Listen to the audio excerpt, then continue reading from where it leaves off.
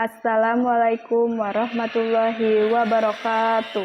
Perkenalkan, nama saya Nur Hafifah, NIM 231102431045, Prodi S1 Manajemen kelas B. Di sini saya akan menjelaskan materi dari mata kuliah pengantar bisnis. Yang pertama, tujuan, pengertian pelaku, dan perbedaan bisnis. Apa sih tujuan bisnis itu? Tujuan bisnis adalah untuk mendapatkan keuntungan atau laba. Meski begitu, tujuan bisnis tidak hanya tentang keuntungan semata. Secara umum, tujuan bisnis adalah sebagai berikut. Yang pertama, mendapatkan keuntungan sebanyak-banyaknya dari kegiatan bisnis yang dijalankan. Yang kedua, menciptakan lapangan pekerjaan bagi masyarakat. Yang ketiga, mendapatkan prestasi, pengakuan, dan kepercayaan dari masyarakat. Pelaku bisnis ada 5. Yang pertama, owner atau pemilik. Yang kedua, employees atau karyawan. Yang ketiga, supplier atau menyediakan material. Yang keempat, customer atau pelanggan. Yang kelima, creditors atau kreditur. Apa sih pengertian bisnis itu? Bisnis adalah aktivitas atau pekerjaan yang menghasilkan keuntungan. Aktivitas bisnis dilakukan oleh perorangan atau kelompok yang meliputi proses produksi, pertukaran kebutuhan, kegiatan distribusi, dan konsumsi dengan tujuan untuk mendapatkan keuntungan secara finansial. Pengertian bisnis menurut para ahli diantaranya yaitu Hughes dan Kapor. Suatu usaha individu yang terorganisasi untuk menghasilkan dan menjual barang dan jasa guna mendapatkan keuntungan dalam memenuhi kebutuhan masyarakat. Yang kedua, menurut Brown dan Petrello, suatu lembaga yang menghasilkan barang dan jasa yang dibutuhkan oleh masyarakat. Yang ketiga, menurut Bonnet dan Kurtz, semua aktivitas yang bertujuan mencapai laba dan perusahaan yang menghasilkan barang dan jasa yang dibutuhkan oleh sebuah sistem ekonomi. Batas usaha industri atau bisnis ada 3, yaitu industri kecil, industri menengah, dan industri besar. Industri kecil adalah perusahaan yang mempunyai kegiatan usaha di bidang industri dengan nilai investasi paling banyak 200 juta, tidak termasuk nilai tanah dan bangunan. Industri menengah adalah perusahaan yang mempunyai kegiatan usaha di bidang industri dengan nilai investasi paling banyak 200 juta atau paling banyak 10 miliar, tidak termasuk nilai tanah dan bangunan. Yang ketiga, industri besar adalah perusahaan yang mempunyai kegiatan usaha di bidang industri dengan nilai investasi lebih besar 10 miliar, tidak termasuk nilai tanah dan bangunan tempat usaha. Ukuran usaha untuk mikro itu 1-4 karyawan, untuk usaha kecil, industri kecil 5-19 karyawan atau pekerja, untuk industri menengah 20-90 ke atas pekerja yang dibutuhkan, untuk industri besar 100 atau lebih pekerja. Dari materi yang saya jelaskan dapat kita rangkum, kita simpulkan sebagai berikut tentang konsep dasar bisnis, tujuan, pengertian pelaku, dan perbedaan bisnis. Tujuan bisnis dalam pengertian umum adalah untuk memenuhi kebutuhan dan mendapatkan keuntungan. Bisnis dilakukan secara berkelanjutan karena keinginan manusia tidak terbatas. Pelaku bisnis umumnya melibatkan pemilik bisnis atau manajer dalam menjalankan usaha dengan perbedaan pada daerah operasi, kompleksitas organisasi, keterlibatan pemilik dengan karyawan, tingkat kegagalan, dan keahlian manajemen. Selain itu, terdapat juga pembahasan tentang batasan usaha industri atau bisnis, termasuk klasifikasi usaha berdasarkan skala dan keunggulan masing-masing. Ada juga faktor-faktor yang mempengaruhi keberhasilan usaha, seperti fleksibilitas, dinamis, efisien, pengeluaran, kebebasan bertindak, keakraban dengan karyawan, serta keterbatasan modal dan pengetahuan tentang usaha. Penelitian ini memberikan pemahaman yang jelas. Lanjut, materi kedua, etika bisnis dan tanggung jawab sosial perusahaan. Etika bisnis dan manajerial. Pengertian etika secara khusus adalah ilmu tentang sikap dan kesusilaan suatu individu dalam lingkungan pergaulannya, yang kental akan aturan dan prinsip terkait tingkah laku yang dianggap benar. Standar perilaku yang memandu manajemen dalam pekerjaan mereka. Standar etika. Standar etika merujuk pada seperangkat prinsip atau norma-norma perilaku yang dianggap wajar dan benar dalam suatu profesi, organisasi, atau masyarakat. Ini mencakup nilai-nilai moral dan panduan perilaku yang membimbing tindakan individu atau kelompok. Standar etika dapat bervariasi tergantung pada konteksnya, seperti etika medis, etika bisnis, atau etika profesi tertentu. Ada 3 kategori etika yang mempengaruhi perilaku. Yang pertama, perilaku terhadap karyawan. Yang kedua, perilaku terhadap organisasi. Yang ketiga, perilaku terhadap pelaku. Apa sih perilaku terhadap karyawan? Perilaku terhadap karyawan adalah perekrutan dan pemecatan, upah, kondisi kerja, privasi, dan respek atau rasa hormat. Yang kedua, perilaku terhadap organisasi. Apa itu perilaku terhadap organisasi? Perilaku karyawan terhadap perusahaan atau konflik kepentingan, kerahasiaan, dan kejujuran. Yang ketiga, perilaku terhadap pelaku. Apa sih itu perilaku terhadap pelaku? Perilaku terhadap pelaku adalah konsumen, pesaing, pemegang saham, pemasok, distributor, dan serikat pekerja. Dan ada 5 model tanggung jawab pemangku kepentingan. Yang pertama, pelanggan. Yang kedua, karyawan. Yang ketiga, investor. Yang keempat, pemasok. Yang kelima, komunitas lokal atau internasional. Yang pertama, pelanggan. Apa sih itu pelanggan? Pelanggan adalah melayani dengan wajar, jujur, keluhan pelanggan, dan keamanan produk. Yang kedua, karyawan. Apa itu karyawan? Karyawan adalah kita yang memperlakukan dengan adil tim dan menghormati harga diri, kesehatan, upah, dan keselamatan kerja. Yang ketiga, investor. Apa itu investor? Investor adalah memberi informasi kinerja keuangan yang benar dan melindungi hak investor.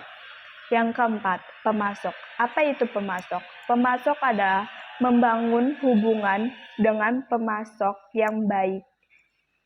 Yang kelima, komunitas lokal atau internasional adalah memberikan dukungan kepada komunitas sekitar mereka. Bidang tanggung jawab sosial ada 4, yaitu lingkungan, pelanggan, karyawan, investor. Lingkungan yaitu polusi air dan tanah. Yang kedua, pelanggan. Pelanggan hak konsumen, penetapan harga tidak wajar, dan etika dalam beriklan. Yang ketiga, karyawan. Karyawan yaitu perekrutan, penerimaan, pelatihan, promosi, dan pemberian kompensasi. Yang keempat, investor. Investor yaitu sumber daya keuangan.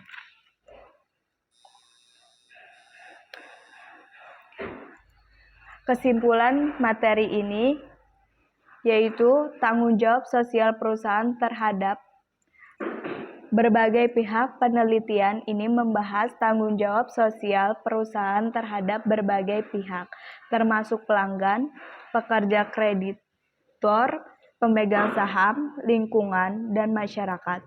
Tanggung jawab sosial dapat didefinisikan sebagai kewajiban perusahaan untuk mencapai tujuan bisnis dengan cara yang adil dan etis sambil memperhatikan beragam aspek termasuk pemenuhan kebutuhan pelanggan, kesejahteraan karyawan, kewajiban kepada kreditor, kepentingan pemegang saham, dan dampak lingkungan dari aktivitas perusahaan. Tanggung jawab sosial perusahaan terhadap pelanggan, pekerja kreditor, pemegang saham, dan lingkungan. Tanggung jawab sosial terhadap pelanggan meliputi penetapan kode etik, pemantauan keluhan pelanggan, permintaan umpan balik, peraturan keamanan produk, peraturan periklanan, dan peraturan persaingan industri. Terhadap pekerja, perusahaan diharapkan memastikan kenyamanan dan kesejahteraan di tempat kerja serta mengatasi keluhan mengenai produk, kode etik, dan peraturan ketenagakerjaan. Tanggung jawab terhadap kreditor termasuk memberitahukan masalah keuangan dan memperpanjang jatuh tempo kewajiban keuangan. Terhadap pemegang saham, perusahaan bertanggung jawab memastikan keputusan perusahaan yang menguntungkan pemilik dan memberikan gaji yang sebanding dengan kinerja perusahaan. Sementara itu, tanggung jawab terhadap lingkungan melibatkan upaya untuk mencegah pencemaran udara dan air, serta dampak lainnya dari proses produksi perusahaan. Lanjut, yang terakhir tentang bentuk hukum lingkungan, kebaikan, dan keburukan perusahaan. Bentuk hukum perusahaan ada dua, yaitu badan usaha yang berbadan hukum dan yang tidak hukum. Apa sih badan usaha yang berbadan hukum itu? Berbadan hukum adalah subjek hukumnya ada serta usaha itu sendiri, karena ia telari menjadi bagian hukum yang sudah termasuk subjek hukum di samping manusia, artinya pihak ketiga dapat menuruti perkumpulannya, namun pihak ketiga tidak bisa menuntut masing-masing orangnya. Selanjutnya, yang tidak hukum yaitu bukan berbeda hukum subjek, hukumnya adalah orang-orang yang menjadi pengurusnya. Jadi bukan badan hukum itu sendiri karena ia bukanlah hukum sehingga tidak dapat menjadi subjek hukum, sehingga yang dituntut adalah orang-orangnya oleh pihak ketiga. Lingkungan perusahaan bisnis atau perusahaan ada 4, yaitu yang pertama, lingkungan teknologi. Apa sih itu lingkungan teknologi? Lingkungan teknologi adalah memiliki berbagai arti pada lingkungan bisnis. Teknologi umumnya mencakup semua cara yang digunakan perusahaan untuk menciptakan nilai bagi konstitusi mereka. Teknologi mencakup pengetahuan manusia, metode kerja, peralatan fisik, elektronik, dan komunikasi, serta berbagai sistem pengelolaan yang digunakan untuk melaksanakan proses bisnis. Yang kedua, lingkungan hukum dan politik. Apa itu lingkungan hukum dan politik? Ini mencerminkan hubungan antara dunia bisnis dan pemerintah, biasanya dalam bentuk aturan bisnis. Yang ketiga, lingkungan sosial budaya. Adat istiadat, kebiasaan, nilai, dan karakteristik demografi masyarakat di tempat organisasi tertentu beroperasi. Yang keempat, lingkungan bisnis. Apa itu lingkungan bisnis? Lingkungan bisnis tidak dipungkiri perkembangan bisnis begitu cepat dan lebih kompleks dibandingkan sebelumnya. Dewasa ini siklus barang dan jasa lebih cepat sehingga terbentuknya peluang bisnis yang lain seperti outsourcing atau sebelumnya ada integrasi vertikal. Bentuk-bentuk perusahaan ada 3, yaitu yang pertama perusahaan perseorangan, yang kedua perusahaan perkongsian atau partnership, yang ketiga perusahaan perseroan atau terbatas.